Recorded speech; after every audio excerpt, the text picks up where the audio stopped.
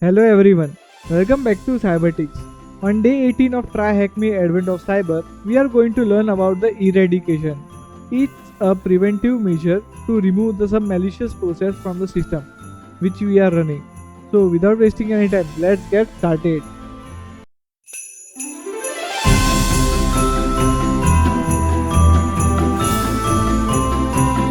So let's start with our day 18 where we are going to learn about the eradication process. So let's just understand the scenario first. MacGreed is very greedy and doesn't let to go F any chance to earn some extra F bucks. During the investigation of an insider threat, the blue team found a production server that was using unexpectedly higher resources. It might be a crypto miner. They narrowed it down to a single unapproved suspicious process. It has to be eliminated to ensure that company resources are not misused. For this, they must have find all the nooks and the crannies where the process might have embedded itself and remove it. So, today our objective is about identify the CPU and memory usage of processes in Linux, kill unwanted processes in Linux, find a ways to you can persist beyond terminations, remove persistent processes permanently. So as we had already connected the machines, so let's just understand the identification process. Linux gives us the various options to monitor system performance. Using this, we can identify the resources usage of the process using the top command. So let me just type it and we can identify that. So top, okay. You can see the process which are running on the CPU percentage of 99%, and sometimes it's been 100%, and the command it's they are using a. It means that there is an one particular executable files of name a which are running continuously as a user root which has the root access over here, and these another ones are like a normal libraries as well as functions which they are using in a terminal, that is like Python 3s, RCU, GPN, etc, etc. Now, this top command shows us a list of processes in real time with their usage. It's a dynamic list, meaning it changes the resources usage of each process. Let's start by running the command in the attach. Okay, as we had attached over here, and we can see in the terminal output, the output changes dynamically with the resources usage of the different processes. Similarly to what we had seen in a task manager in Windows, it also uses important information such as process ID, users, CPU usage, memory usage, and the command or the process name. In the above terminal, we can see that the topmost entry is the output in a process that uses 100% of the CPU which we had seen. Okay, but for now we can see that our shell is not interactive and not shows the command result. So let me just quit it by using the Q command. Okay, killing the culprit.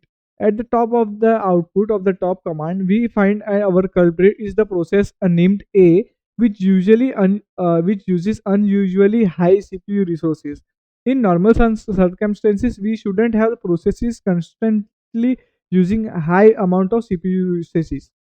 However, certain processes might do this for the short time for intense processing. The process we see this consistently uses 100% of CPU resources, which can significant high working malicious process like a crypto miner. Okay, we can use the kill command to kill the process. However, since the process is running as root, it's good idea to use a sudo to elevate privileges for the killing the process. So let's try to kill the process using a sudo. So sudo su. Okay, now we are root, and let's just perform a kill. And our process ID is about 648. 648. Okay, and hit enter. Okay, we didn't get any kind of errors or anything. It means that we had successfully killed the output. Okay, here we can see the process ID is the parameter to the kill command. We don't get any errors as the output. So we believe that the process has been killed successfully. Let's check again using the top command.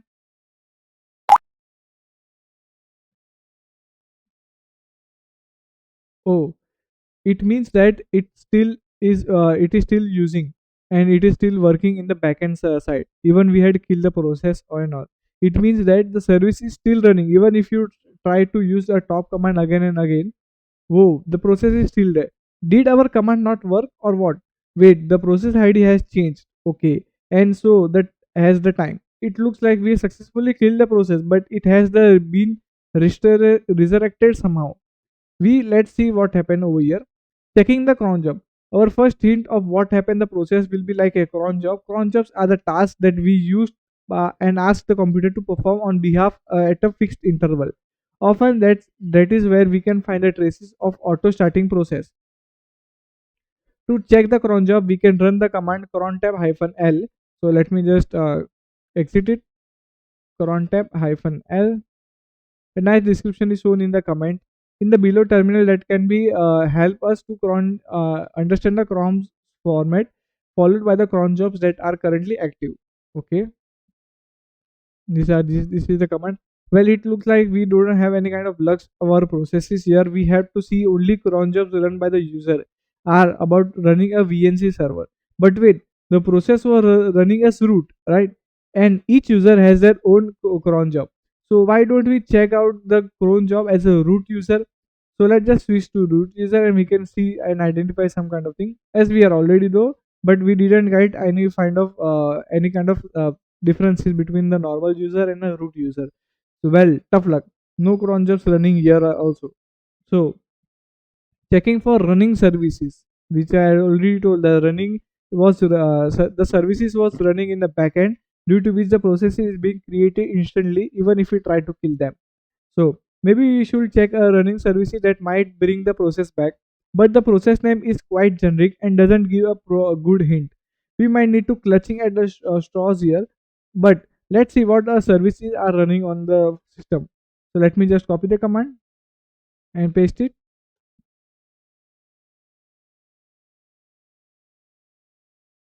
Since the services are looking must be enabled and respawn, we can use a grep to give us only the services that are enabled. So, grep enabled. Okay.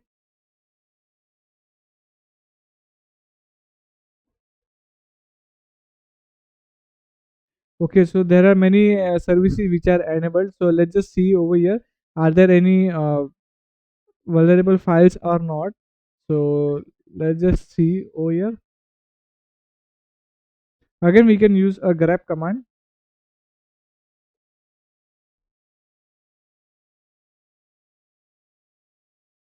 Okay, we can sort out the commands as a grep kill, and we can see there is a underscore unkillable services over here.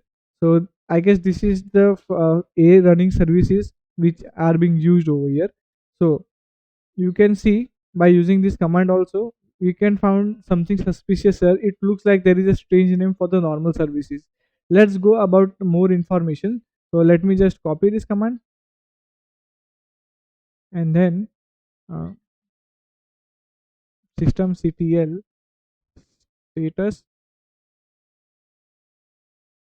Okay, and we can see the status is active which is running continuously and the main process id is 568 and they are the service name is our this etc slash system slash a. This is the service which we had got it over here.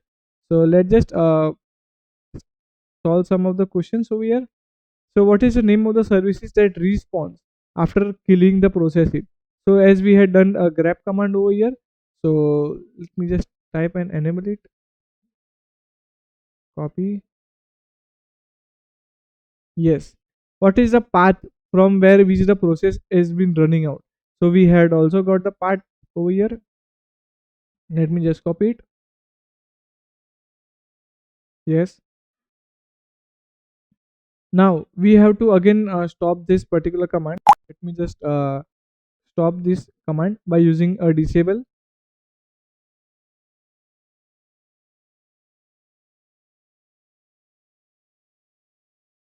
Okay, we have removed the services as they had mentioned over here. Now even if we try to see the status of it, so let me just type status instead of disable.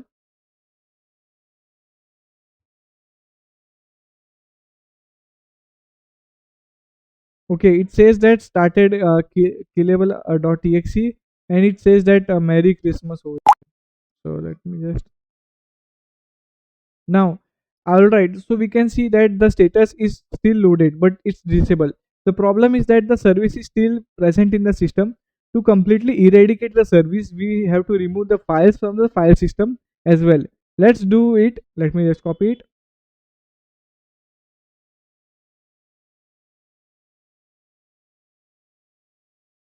Okay, and then again we have to perform another we have to remove the service also. So let me just copy it. Okay, now even if we try to run the command as a system ctl status and then of that service, it is still running. Okay, it says that we didn't found anything, right? Let me just remove it once again. Let me just reload the system once again.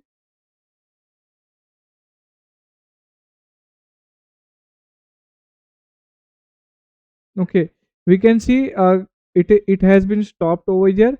So it means that we have successfully get the command, and the malware prints a taunting message when the message is shown.